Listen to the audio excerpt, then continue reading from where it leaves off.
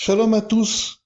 Donc j'espère et je vous souhaite que vous avez pu sortir, aller vers de beaux endroits qui vous plaisaient, et que l'homme que nous sommes, poussière de la terre, a pu recevoir cette graine, et qu'elle a pu croître à travers les éléments et grandir, et que vous ayez pu l'observer sans en avoir rajouté. Comme vous le savez, c'est un cours sur les 10 pulsations qui sont liées aux voyelles. Et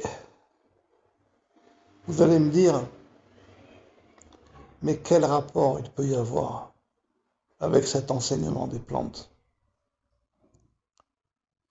Le rapport est finalement assez simple.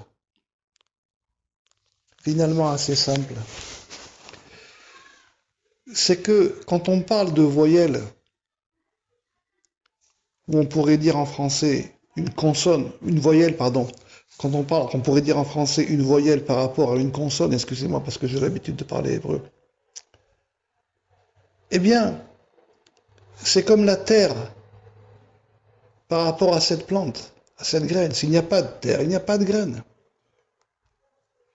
Et si on veut que cette graine existe, il faut qu'il y ait des éléments qui l'amènent et qui la fassent grandir. Donc, s'il n'y a pas de lettres, il n'y aura pas de voyelles. S'il n'y a pas de lettres, il n'y aura pas de voyelles. En hébreu, les lettres, dans la Torah, on a reçu un texte dans lequel il n'y a que des lettres. Il n'y a pas de voyelles. Parce que les lettres sont comme des arbres, comme des plantes. Et ce qui leur amène la vie, ce sont les éléments, comme les voyelles. Or, des voyelles différentes sur des mêmes mots peuvent donner aux mots une autre direction, un sens complètement différent, mais dans une certaine mesure. Comme je l'ai dit dans le dernier cours, du mot citron, vous ne pourrez pas lui faire dire que c'est une pomme. Donc c'est la même chose. C'est la même chose. Ce sont les voyelles qui donnent aux lettres une direction. Et d'où viennent les lettres? Eh bien justement, elles viennent des éléments. C'est comme les plantes, ce sont les éléments qui nous ont amenés, elles viennent des voyelles. C'est ça qui est enseigné dans le Zohar Hadash sur Shir HaShirim. Que ce sont les lettres, les voyelles qui donnent aux lettres, donc aux consonnes, leur direction, leur vie. Et si on change les voyelles, les mots peuvent avoir un autre sens. Mais encore une fois, on n'est pas dans une certaine limite. Si vous prenez une racine de 3 mots, il peut y avoir différentes ponctuations. Et ça peut donner différents aspects, mais là aussi, il y a une limite. Vous ne pourrez pas faire dire n'importe quoi. Et donc, ces voyelles, c'est ça qui va donc amener la vie aux lettres en hébreu. Et après, une fois que ces lettres ont été créées,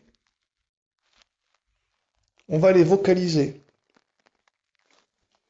Vous voyez, si je vous avais fait dès le départ un cours technique en vous ouvrant le Zohar et en rentrant dans les différentes explications de chacun,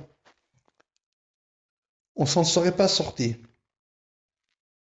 Ici, en ayant pris dès le départ la voie d'une parabole simple, vous pouvez vivre avec, simplement. Vous savez, quand on parle de voyelles et de consonnes, donc de lettres et de voyelles, de points voyelles en hébreu, qu'est-ce qui fait qu'une voyelle est une voyelle et qu'une consonne est une consonne? C'est que la consonne, elle est fermée. Et la voyelle permet l'ouverture de la bouche et du passage de l'air pour donner plus de vie à la consonne. Donc, la voyelle c'est ce qui amène le mouvement à quelque chose qui en a peu. Exactement comme les éléments par rapport aux plantes. Or, s'il n'y a pas de plantes, vous ne pourrez pas recevoir la vie des éléments. Il faut que vous ayez une plante. Et il faut bien que vous ayez une terre. Vous voyez que tout ça est lié. Et il faut bien commencer par un point d'ancrage. Donc ici, le point d'ancrage qui a été pris, ce sont les lettres pour permettre d'accéder aux voyelles, comme les plantes. Et le point d'ancrage qui est juste avant, c'est nous. C'est pour ça que ces enseignements, vous devez vivre avec. Comment est-ce que vous allez vivre avec? Parce que justement, ce sont des Horat Mitziyut, un enseignement d'existence. Je ne vous ai pas demandé si vous êtes d'accord ou pas d'accord. Est-ce que les plantes évoluent ou n'évoluent pas? Est-ce qu'on peut légèrement les contraindre? Est-ce qu'il y a différentes espèces? C'est une évidence. La vie est ainsi. Donc vous vivez avec cela. Eh bien là, c'est la même chose. Le fait d'avoir accepté au départ une parabole fait que lorsque vous arrivez sur le texte, les questions s'annulent. Les questions s'annulent. Quand vous ouvrez la Torah, le premier enseignement, c'est la création du monde. C'est la création du monde.